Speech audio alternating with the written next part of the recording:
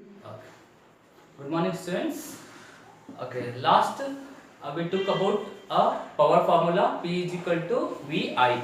So three formulas I have given for power. P is equal to VI and P is equal to V square divided by R. P is equal to I square into R. Now with this relation, we know that power equal to VI. So before this one, I have started with the current relation with the net charge I is equal to Q by T. This is the form already we know. Okay, so I is nothing but a current in a cross sectional area is nothing but a net current is nothing but a net charge flowing in an 1 second. So I is equal to Q by T. This is the relation already you know. So this relation if you substitute in an equation number 1, so I can write P is equal to V. In place of I, you replace I with Q divided by T. Okay, I sorry, power P is equal to V times of Q divided by T. Okay, so we can make it as P is equal to V Q by T. This is one relation. You can make it, call this as equation number 3. Okay, the power you can easily find out. Okay, then also the amount of heat produced is the same relation as that of your power. Okay, amount of heat released can be written as H is equal to, that is VI upon T. Okay, VI upon T. So means nothing but the total heat generated is directly proportional to the time taken by it. So H is equal to VIT.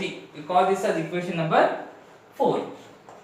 Okay, here T is the time, I is the current, V is the voltage that will give the heat produced by any device.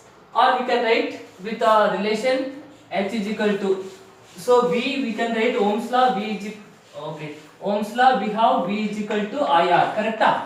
So in place of V you can write IR also. So V is there, here I, R, here IT is there. So this can be written as a what? I square R T. Call this as equation number 5. Means whichever the value they have given, according to that value given data, you have to apply the formula to find the heat.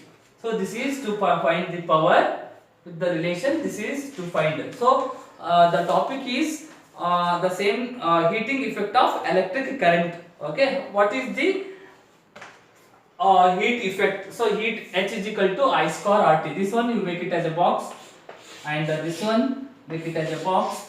So these are important. According to this relation, we can find the heating effect of electric current.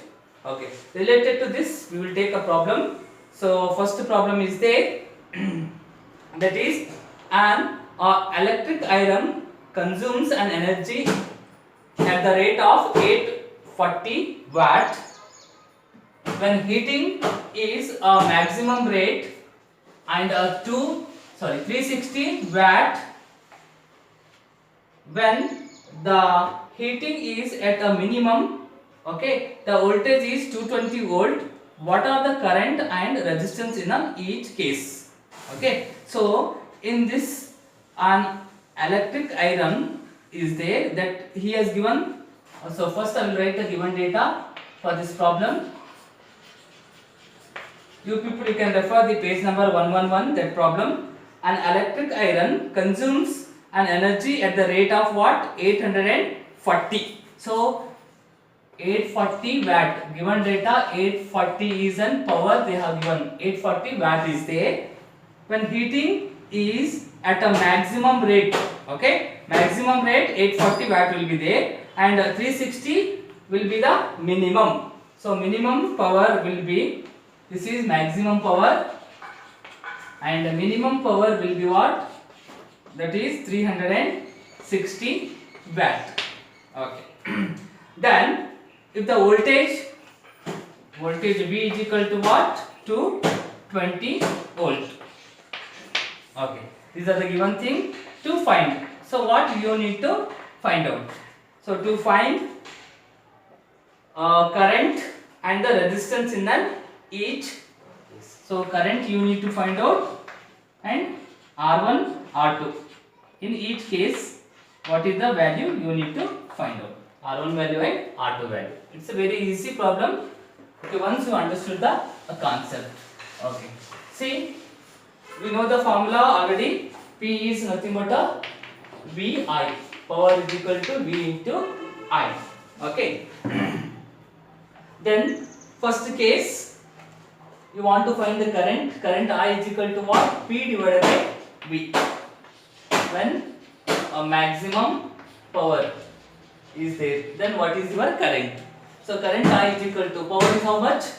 Maximum power 840 watt divided by voltage will be common to both the cases. That is 220, 0 get cancelled, 2 ones are 2 ones are, 2 fours are 8, 2 twos are 4. So 42 divided by 11. So current I value will be 3.82 ampere. You can solve it. 11 threes are 33. Okay. And then with the decimal point you can put, you will get the current as 3.82 ampere. And after finding the current, you need to find out the resistance. Again, Ohm's law formula. V is equal to Ohm's law relation. V is equal to IR.